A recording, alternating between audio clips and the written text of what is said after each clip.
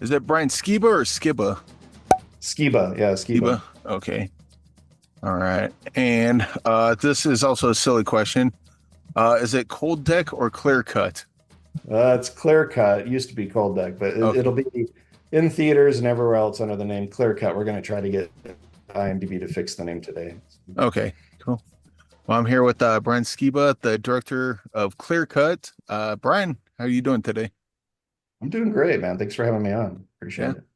Well, I'm looked through your IMDb and you're quite prolific. And I gotta say, I'm a little jealous. You just get to do this all day, every day. What's it like being a filmmaker? It's like a lot of filmmakers, like they'll take 5 years for a project or whatever, and then there's certain ones like yourself that they can just you just keep working and keep doing it, which seems the funner route, I think.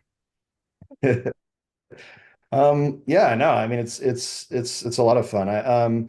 It's funny because I think sometimes I look at the guys that get 5 years for one project and I'm like, man, that would be kind of nice. But at the same point, it's like, man, that would seem like a lot of slow downtime.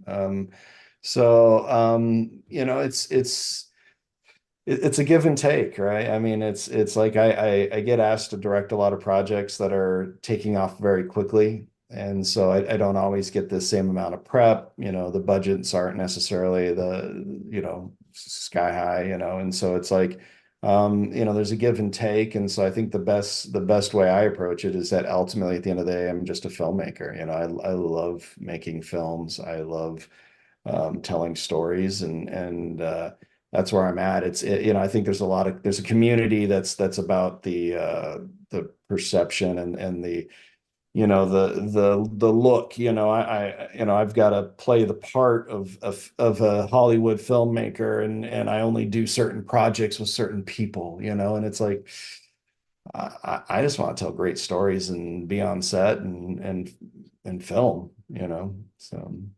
What's the business end of that? Like, because again, like making movies not cheap, but they keep asking to come back again and again and again. So you got to be pretty successful at what you do. Yeah, no, I mean it's definitely it's a cheat there's always a point of diminishing returns on movies, and so you got to take a script and go, okay, can I make this look good, feel like it's a certain level that's going to perform at a certain level for the budget that they're providing me, and that's the trick. I mean, that's really the trick is being able to look at a script and say, okay, I can make this for what I'm being provided. Because if you get in over your head and you don't have much money, but you're going to go try to make some huge sci-fi piece with all these visual effects, it's just not going to happen, and it's going to look cheap, or it's just not going to even get finished. So. With some tools you picked up along the way, just kind of what you're describing there, that like you would know not to do now, but you would absolutely done uh as a younger filmmaker. Exactly that. I mean, I've got the sci-fi movie that's sitting on my shelf for 10 years that never had the budget to pay for all the visual effects. We shot it, and it's a cool little flick, but and I think I'm finally to the point where it's like, okay, I can finish this thing. But yeah, I mean, I've got that, early film that I shot with big aspirations and no money behind it, and learned my lesson that sometimes you got to live within your means. So, What are some I guess what genre or movies you like to make most out of all of them? And does that line up with your personal taste in movies you like to watch?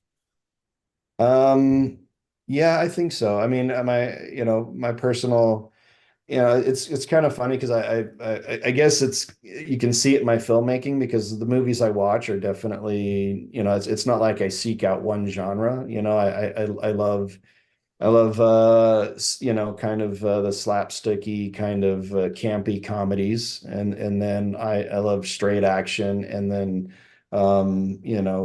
great sci-fi. Those are my three that, like, if I was going to go pick a film right now, I'd go watch Dune 2 and then try to find some silly, uh, comedy. I mean, that's kind of my tastes, and so I think that's why it's like I have a pretty broad scope of films in my repertoire. So. Yeah. I mean, just mentioning Dune 2, is there any sort of like a franchise or like a maybe book adaptation or something that's like the white, what do they call it, the white horse or unicorn, or like that's the dream. If I had like billions of dollars, I would want to do this thing right here. I mean, right now, I'd love to actually go remake Starship Troopers. I mean, I mean,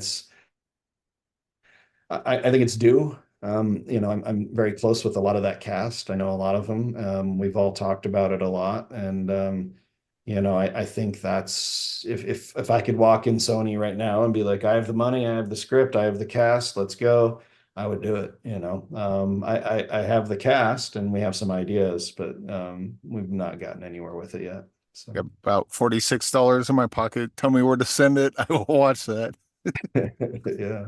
But I guess we'll end with this. What we have what's in the box segment. Well, we had a what's in the box segment. It's rebranded, but anyway, I'm messing this all up. But either way, the whole point is put a movie, do a recommend of a movie that's either really personal to you or a movie that's like this movie's really good and no one ever talks about it.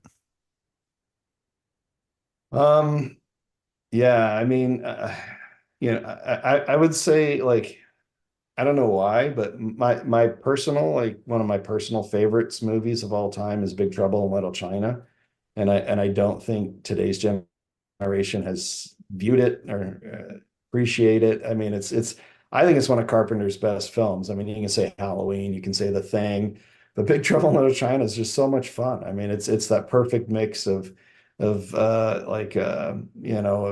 comedic action, great character with Kurt Russell. I mean, it's just like and it's like this perfect he if you were to teach a screenwriting class, I'd probably pull that script out and be like, here's how you structure, a great story because it really just hits all the beats just right.